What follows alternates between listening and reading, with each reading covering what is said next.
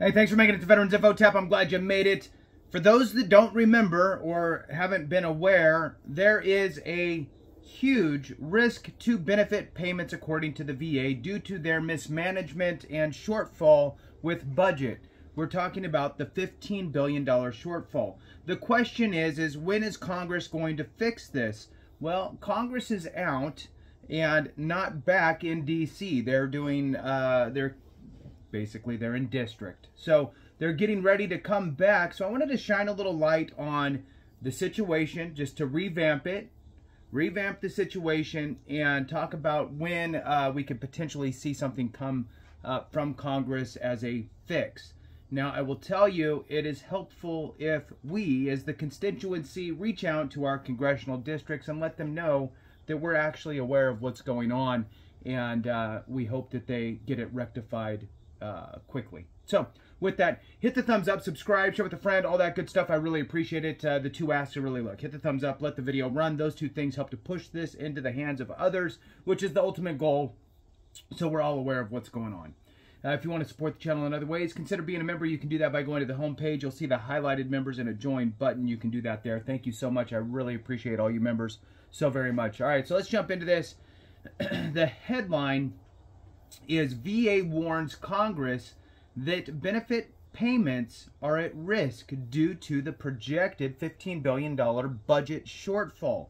Now, this is separated into two different categories, this fiscal year and next fiscal year. It's roughly $3 billion this fiscal year and $12 billion for next fiscal year. So with that, when is Congress going to jump on this? Well, I'll tell you that they started the process, it got nixed. Then they all went on their basically district recess, where they go back to their districts, and they're there. Now, according to the Senate side, remember we got two sides of Congress, right? You got your House and your Senate. On the Senate, I'm not pulling up the House side, but anyway, on the Senate side, on their calendar, it says, if I scroll down to the now time period, August 5th through September 6th is a state work period. That means that they're in district.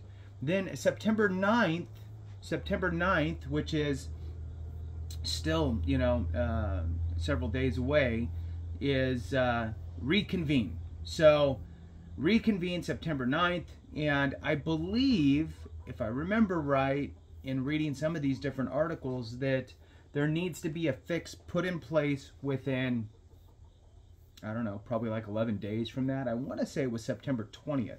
Remember that our fiscal year ends here at the end of September. So we have 30 days in September, and we're already, trucking along in this first week. So let's read a little bit about this on this article that came out with regard to the $15 billion, just to bring you back into the awareness. And again, so you can talk to your congressional members, right? And when I mean talk, look, you can physically talk, or you can leave a voicemail, or you can send an email, or you could stop by in person and talk to a staffer, whatever it is. But be part of the squeaky wheel, right? All right, so the Department of Veterans Affairs expects to be nearly $15 billion short of what is needed to pay for benefits and health care this year and next, in part because more veterans are using VA services than expected, officials told Congress this week. Remember, this was in July. An increase in benefits claims driven by the PACT Act could leave VA benefits accounts $2.9 billion short this fiscal year. Meanwhile, healthcare accounts could be nearly $12 billion short next year, because of higher than expected staffing and prescription drug costs, among other factors.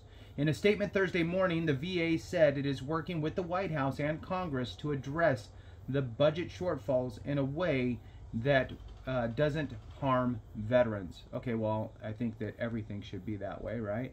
Right now, due in large part to the historic PACT Act, VA is delivering more care and more benefits to more veterans than ever before. VA Press Secretary Terrence Hayes said in a statement about the budget shortfall. These results are life-changing for veterans, their families, caregivers, survivors, and the VA will continue to push to make sure that they get the care and benefits they deserve. Okay, good. Great. I get it. You're posturing. You're doing the right thing. You know, we are the VA helping veterans, and, you know, we're doing life-changing things for veterans. We happen to be short. Congress give us more money so we can keep doing great things. That's the basic message in there. Don't look at why we were short, how we couldn't forecast that, how we didn't know how many claims came in with a average file date to completion date with an average amount of back pay amounts and an average award amount. Never mind that we couldn't figure out a closer, projection. In any case, moving on.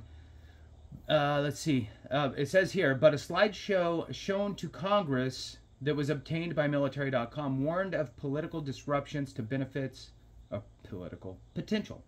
warned of potential disruptions to benefits payments if there's insufficient funding by the end of the fiscal year. That's now. And the chairman of the House of Veterans Affairs Committee blasting the department for mismanagement. All right, so I'll read a little bit more here just to kind of bring us, again, back into the loop of what's going on, so that way we can actually be aware, right? So this represents by far the largest budget shortfall the Department of Veterans Affairs has experienced under any administration, and a reputation, repudiation. I can't say that. Somebody out there smart knows what I'm trying to say. The fiscal year 2025 budget request that the Biden-Harris administration represented just 4 months ago, Chairman Mike Bost wrote in a letter to the VA Secretary on Wednesday back then. Basically, what they're saying is look, you said you were fine, now all of a sudden you're coming back with $15 billion.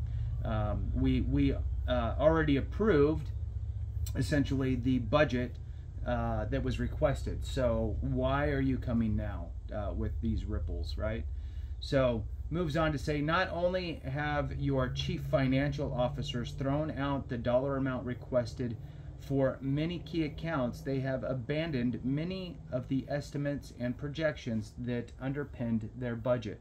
This is not just fiscal mismanagement. It is strategic whiplash.